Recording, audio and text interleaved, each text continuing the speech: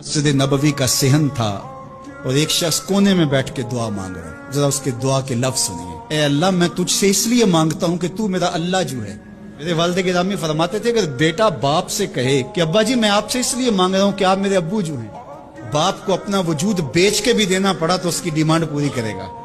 تو اس لفظ ہی ایسا کہہ دیا کہ ابو میں آپ سے اس لیے مانگ رہا ہوں کہ آپ میرے ابو جو ہیں, تو میں نے آپ سے ہی مانگنا.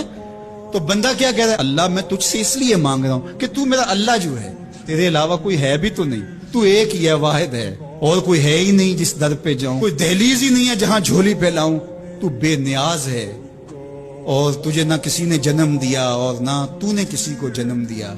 مالک میں تیرے حضور دعا کر رہا ہوں. یہ وہ دعا کر رہا تھا کہ میرے حضور نے سن لی. تو ایک صحابی کو فرمایا کہ یہ جو دعا کر رہا, اب جو مانگے گا اللہ عطا کرے گا. اس نے مانگا ہی اس ڈھب سے ہے, اس ڈھب سے ہے. ایک دعا اور سن لیجئے جو سیدنا علی المرتضی رضی اللہ تعالی عنہ رب سے مانگتے ہیں. اللہ اکبر, مجھے تو آج سارا دن اس دعا نے نحال کیے رکھا. یہ دعا مانگتے ہیں تو عجیب کیفیت ہوتی ہے. اے جلدی راضی ہو جانے والے, چھیتی مان جانے والے, اسے معاف کر دے جس کے پاس دعا کے علاوہ سہارا ہی کوئی نہیں, جس کے پاس دعا کے علاوہ کچھ ہے ہی نہیں جو پیش کر سکے.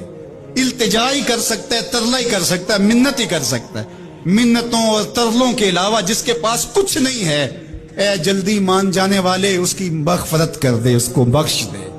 اللہ اکبر. تو وہ کریم ہے, وہ کہتا ہے میرے در پہ آؤ تو صحیح, کوئی طلب تو کرے.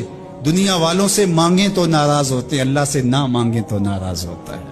اللہ کہتا ہے مجھ سے نہ مانگو گے تو پھر کس در پہ جاؤ گے. اگر تم نہیں مانگو گے تو پھر وہ بھی پرواہ نہیں کرے گا.